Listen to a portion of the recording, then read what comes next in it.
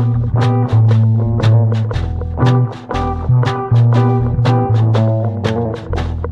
hi guys. My name is Animesh. Today we're going to talk about asset allocation. In one of my videos, I talked about ranking the investments based on their risks. It talked about a list of top 10 investments that we usually do, and the highest being exposure to derivatives in the cryptocurrency world, and the lowest risk was in the form of government initiated instruments.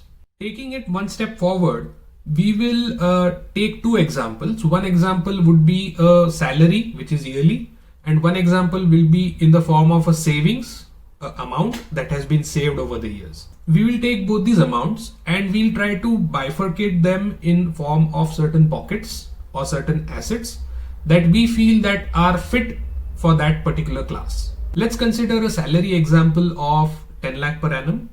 Usually a person having 5 years or 4 to 5 years of experience will tend to get this salary.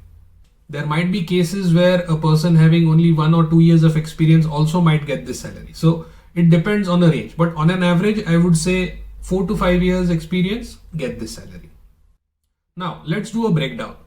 10 lakh per annum divided by 12 means 84,000 per month.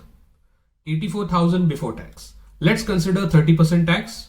So this amounts to roughly 58,000 after tax. If 58,000 rupees is after tax, let's consider expenses at around 40,000.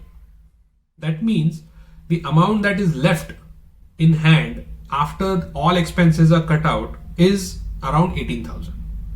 And 40,000 is a realistic amount, because if you see transportation costs, electricity, water, internet, going out and having dinner, hoteling, bringing in a parcel, Amazon stuff, all that, consider all that, I think 40,000 is a reasonable amount to consider. Now, since you're left with 18,000, I would say that we first should start with term insurance. Let's assume that you are required around 7,000 to 8,000 rupees per year in term insurance cost. So it amounts to, let's say, 700 rupees. Then let's consider health insurance. Health insurance also very important. Let's consider an yearly cost of 6,000, which is around 600 rupees or 500 rupees per month.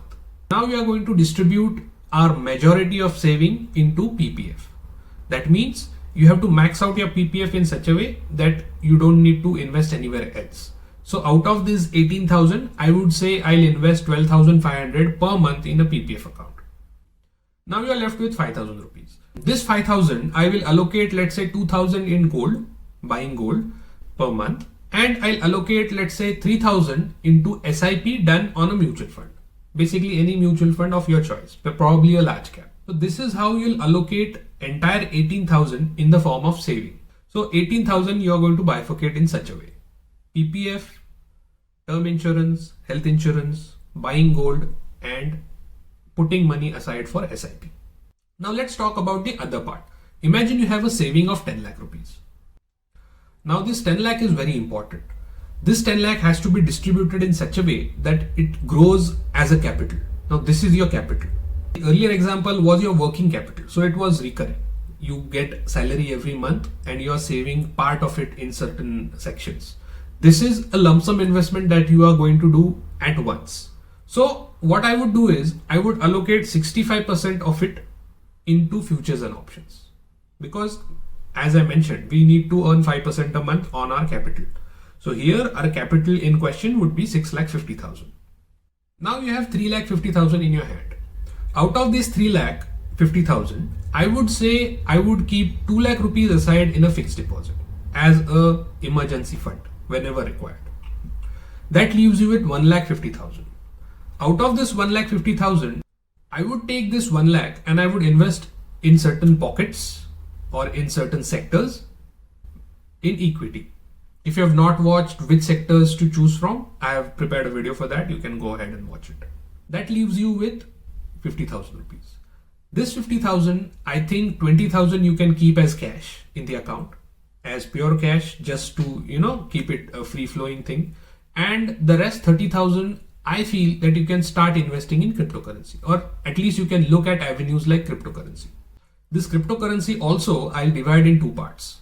60% goes to Bitcoin, 40% goes to Ethereum. Now remember, you might gain, you might lose. So this amount should be such that even if it goes away, you're not bothered by it. Hey, alright guys, so that was it. That was the asset allocation for the working capital, which is your salary part, and a lump sum saving that you have done. So I hope you liked the video. If you have any suggestions, you can mention them in the comments. And yep, until next time, do start early, invest now. Cheers.